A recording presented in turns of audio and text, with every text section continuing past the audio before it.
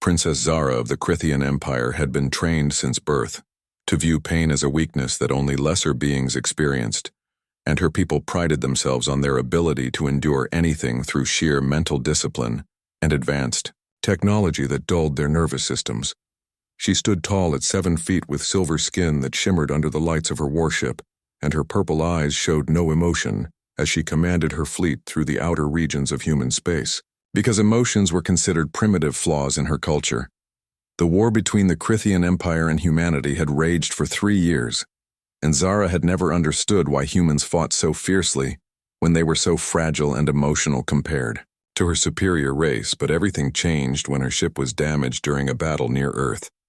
and she was forced to evacuate in an escape pod. Her pod crashed in a forest on Earth, and for the first time in her life, Zara felt true pain as her leg was trapped under twisted metal and her dampening implants had been damaged in the crash, which meant she could feel every sensation without the usual filtering. She tried to free herself, but the pain was overwhelming, and she finally understood why her people feared this feeling so much, because it consumed everything and made thinking nearly impossible. And she wondered if she would die alone in this primitive world. That was when she heard footsteps approaching, and a human female appeared through the trees with brown hair and kind eyes, and the woman introduced herself as Maya, and immediately began assessing the situation without any fear of the alien warrior before her. Maya worked carefully to free Zara's leg while talking in a calm voice about nothing important, and Zara noticed that the human did not seem bothered by the blood or the severity of the injury, and instead focused on keeping Zara conscious and alert. Once freed, Maya helped Zara to a small cabin hidden deeper in the forest and explained that she was a medic who had left the military to live in peace away from the war. And Zara found it strange that a warrior would choose isolation over glory. Maya cleaned and bandaged Zara's wounds with gentle hands, and the princess noticed how the human winced in sympathy whenever Zara flinched from pain. And this confused her, because why would someone hurt when another person hurt? Over the next few days, Maya cared for Zara and brought her food and water, and changed her bandages, and the princess began to see that humans experienced pain differently than she had been taught, because they did not see it as weakness, but as information and proof of survival. Zara asked Maya why she helped an enemy, and the human smiled sadly and said that she had seen too much death in the war, and that every life saved was a victory against the darkness that conflict brought to both their peoples. Maya shared stories of her time as a combat medic and how she had held dying soldiers from both sides and realized that everyone bled the same color and felt the same fear and pain regardless of which planet they called home.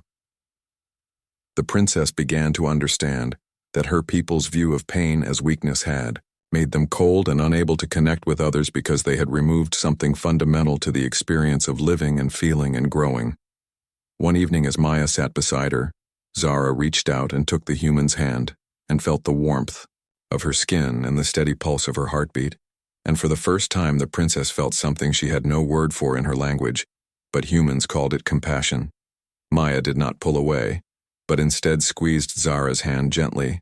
and the simple gesture carried more meaning than any grand speech or strategic victory ever had, because it was freely given without expectation of anything in return.